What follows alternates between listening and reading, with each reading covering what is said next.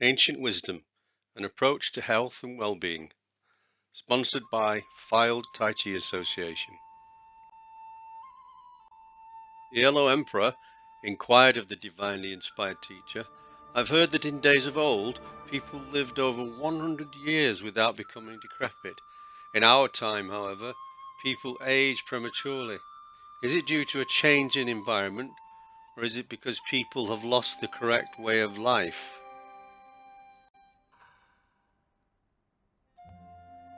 Bo, the chief physician, responded, "In the past, people understood the principle of yin and yang balance.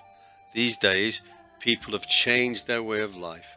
They drink wine as though it were water, indulge excessively in destructive activities that drain their body's essence and deplete their vital force. Seeking emotional excitement and momentary pleasures, people disregard the natural rhythm and order of the universe. They fail to regulate their lifestyle and diet and sleep improperly.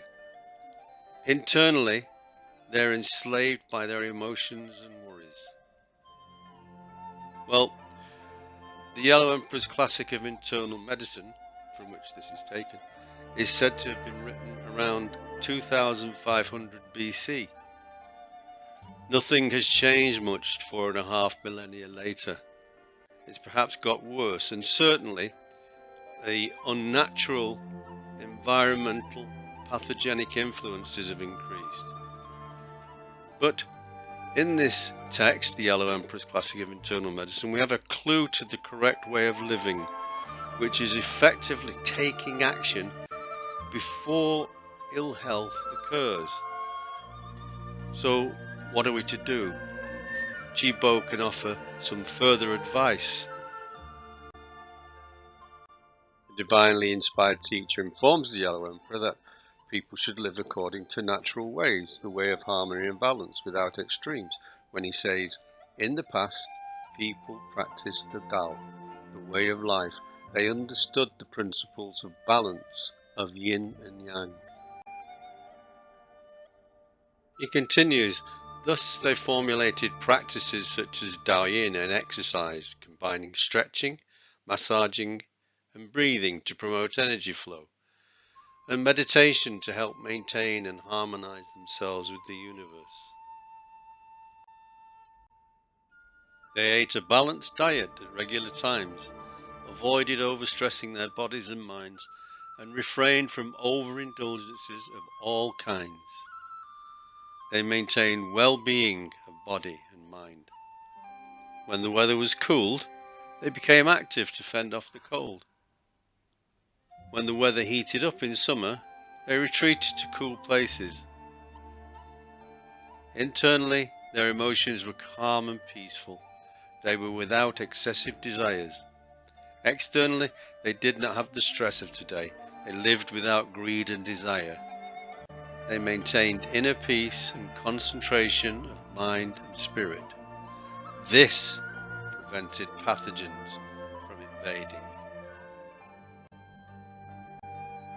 When they did contract disease, they simply guided properly their emotions and spirit and redirected the energy flow using the methods of Zoyo. Zoyo is basically medical treatment, or the reactive approach as I call it. So we can see Bo suggests the need for harmonizing mind, body and spirit, suggesting such things as appropriate diet, exercise, meditation and a balanced, harmonious lifestyle. So for sure, from a Western physiological perspective, we utilize methods such as good diet from which we gain the nutrients for a healthy life and to ensure we don't damage our organ systems, and we exercise to keep us fit, and that's all fine. But from the point of view of Chinese medical theory and Qigong theory, we absorb the essence and vitality of food and water and so on to enhance and support our inherited vitality. And along with slow mindful exercises such as Daoyin, Qigong and Tai Chi, we help to slow the natural depletion of our essence and vitality. And in addition, we inhibit its unnatural depletion by what Qigbo terms pathogenic influences. To emphasize then, an important aspect of this preventive approach Qigbo suggests is exercise, breathing and meditation. By correct, balanced exercise, we naturally assist health and well-being, but methods such as Daoyin, Qigong and Tai Chi combine all three. By gentle, harmonious stretching, mobilizing and strengthening movements, combined with regulated breathing and mindful intent, we not only aid a healthy internal and external structure and engender calm, we also, from the Chinese medical viewpoint, assist the balanced, harmonious flow of qi throughout the body systems in an optimal manner so that the body uses it effectively and it's not unduly depleted and wasted.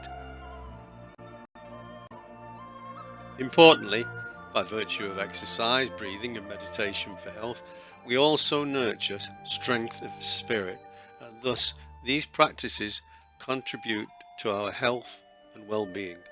Just to point out, adepts utilize these practices to transform what are called the three treasures of essence, vitality and spirit, and thus cultivate greater levels of spiritual awareness.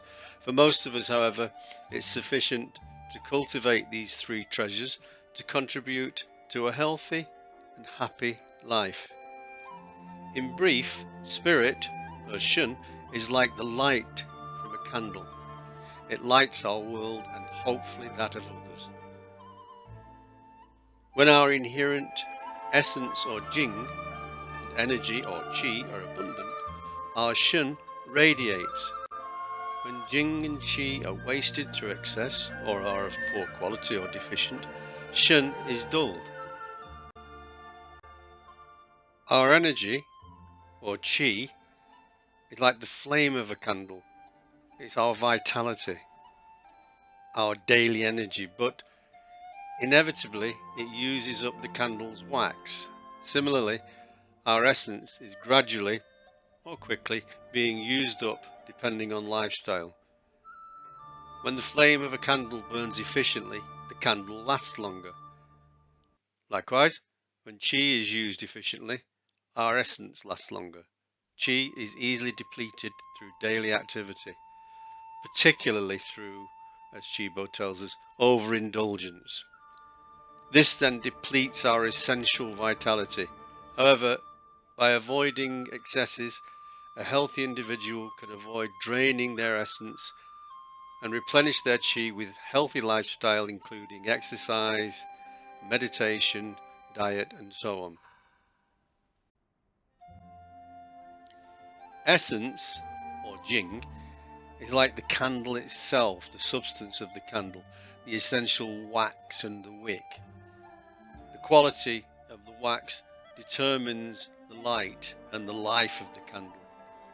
Likewise, jing is determined by genetic inheritance and energy reserves and is a major determining factor in longevity. It takes time to deplete jing, and once depleted, it can't be replenished, but it can be spared and protected by correct lifestyle, especially the practices of qigong and so on. And it can be enhanced by supplementation with correct diet. And even poor quality and depletion can be addressed to some extent by diet and so on. As Qigbo suggests, it can also be extended and helped by the methods of Zhuoyu, or medicines. So we should pay attention to all aspects of Qigbo's pragmatic advice, including with regard to medicines. But as he emphasizes, to take medicine when you're sick is like digging a well only when you're thirsty. Is it not already too late? He alludes to the personally responsible, preventive approach that helps avoid the need for medicines, at least until necessary. This is to help ensure that we don't deplete our basic essence of life, the vitality that we inherited from our parents. This so-called prenatal essence is rare and precious, and the only way to preserve it is to conserve its energy through a balanced lifestyle so it can be used more slowly, effectively and efficiently. So to reiterate, it's the preventive, or what I call the proactive approach, which Chi Bo alludes to when he points out that taking medicine when you're sick is like digging a well, only when you're thirsty. So as Chi Bo implies, exercises such as Tai Chi and Qigong are a major element of a balanced lifestyle.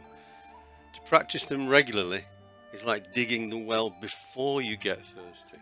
Then you might not need treating for or die from dehydration or electrolyte imbalance. Put simply, if you take action before the problem arises, you stand a better chance of avoiding remedial action, perhaps at the 11th hour, which may or may not be effective. Chi Bo's pragmatic advice is not exclusive to prevention. He also advises the necessity of remedial action when things go wrong. So whether you dig the well before or after you're thirsty, don't procrastinate. It's always worth a go. You might just be in time, so never give up. As an emperor of China commanded be written on the side of all baths throughout his kingdom, so that his subjects would see it every day and be encouraged to pay attention daily to their health and well-being. Renew thyself each day, make it anew, still anew, and always anew.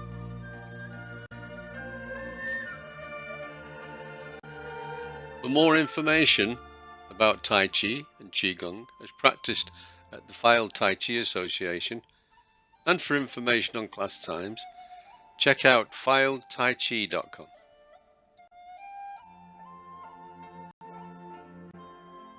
You can find more in-depth information about the theory and benefits of Tai Chi and Qigong, along with an introduction to some of the associated exercises, in these books available at Amazon and other booksellers.